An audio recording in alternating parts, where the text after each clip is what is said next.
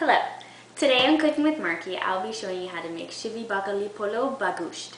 Now this dish is the very first Persian dish I ever tried. My boyfriend's mother made some, he brought some home, and he said, hey, would you like to try it? And I said, okay, why not? So I took a fork, I took a bite, and literally my face lit up. Like, I was thinking to myself, this tastes really good. I didn't know Persian food tasted this good. And then all of a sudden I felt like I was missing out on life, like I've been limiting myself because, you know, there's food out there that's so comforting, so warming to the soul, well, at least to my soul. But, you know, it tastes so good.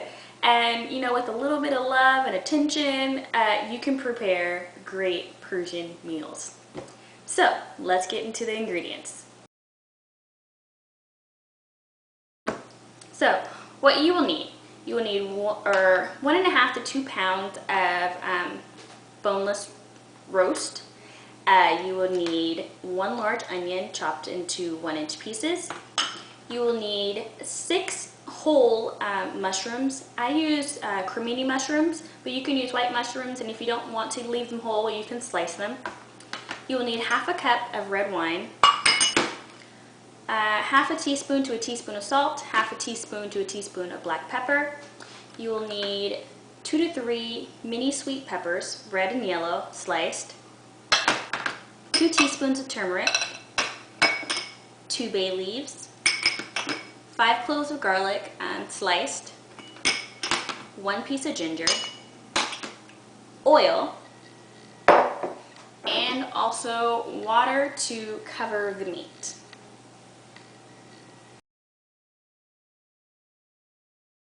You will need 3 cups of basmati rice. You need to clean your rice by rinsing it in warm water 3 to 4 times to remove the excess starch.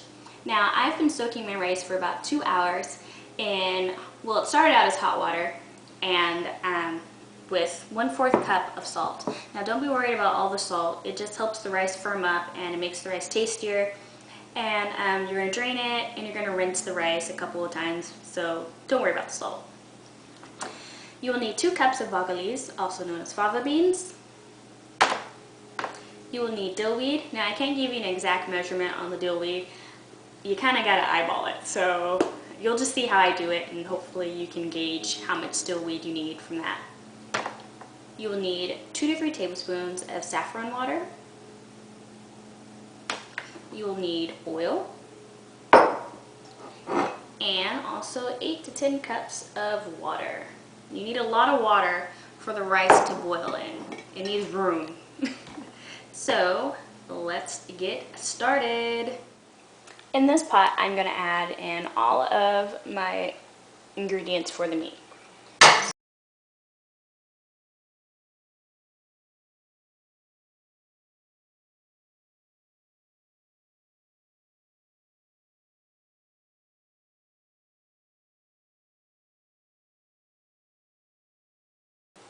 Now I'm going to add in the water. Now you want the water to cover the meat, and you want there to be enough water so after 2 hours there'll be little water left. You do not want to keep adding water. This isn't a normal stew where, you know, you keep adding water if the water gets low. Don't add water, otherwise you'll dilute your spice flavorings. So I'm going to add a little more water, and then I'm going to turn my heat on medium-high, and I'm going to cook this for 1 hour and 20 minutes with a cracked lid, stirring occasionally. So in this pot, which is an 8-quart pot, I filled it about 3/4 of the way with water, and I've brought the water to a boil. Now I'm going to add in my fava beans.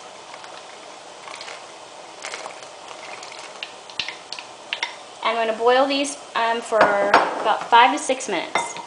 And while these are boiling, I'm going to show you how to drain the rice. So here I have one of those over-the-sink strainers. And this is good, especially for rice, because you don't want your rice to touch the bottom. You don't know what's on, well, I know that my sink's clean, but in case your sink isn't clean and there's bacteria and germs underneath, this is a great tool to have, or a piece of equipment to have for your rice. So now I'm just going to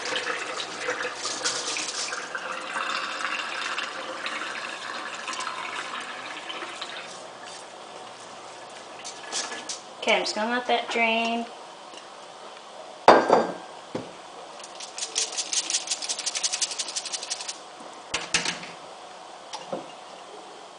Okay, so now I'm gonna add in my drained rice into the boiling water.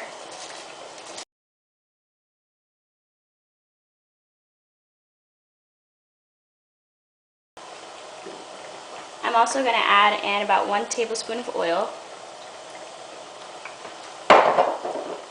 and I'm going to stir.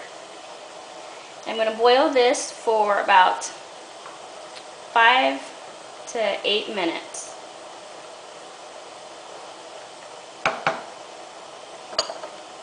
So you want your rice to have a little bit of a bite to it.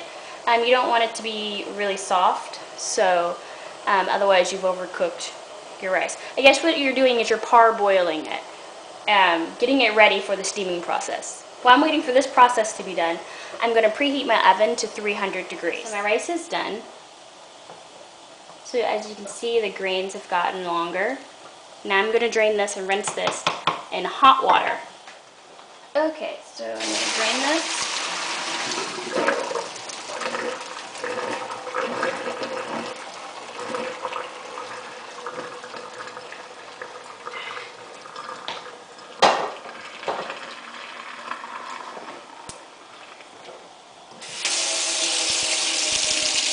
Now I'm going to rinse in hot water.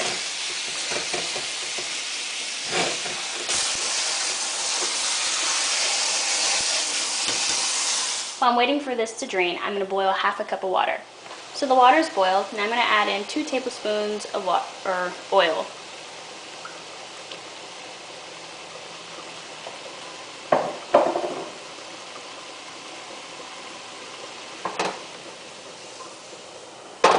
Now I'm going to remove from the heat so that I can layer in the rice.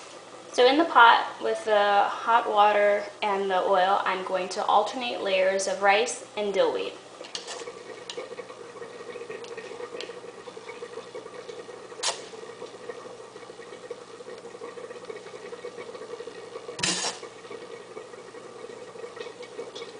You want to make sure you're doing this in an oven-proof pan.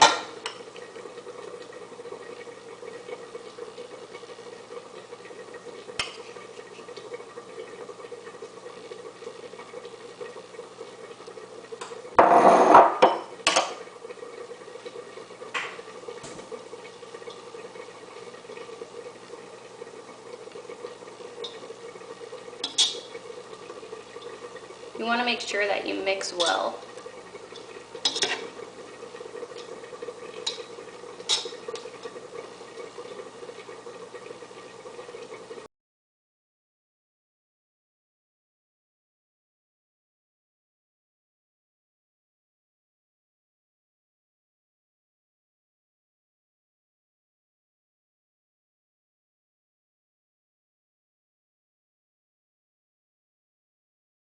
Okay, so now I'm going to put this back on the stove for 15 minutes on high, or excuse me, medium high. Okay, so I just put the rice on the stove, now I'm going to cover it with a lid, and I'm going to cook this for 15 minutes on medium high. Now I'm going to open the lid, release the steam, and I'm going to pour in 1 cup mixed with 2 tablespoons, or 1 cup of hot water mixed with 2 tablespoons of oil.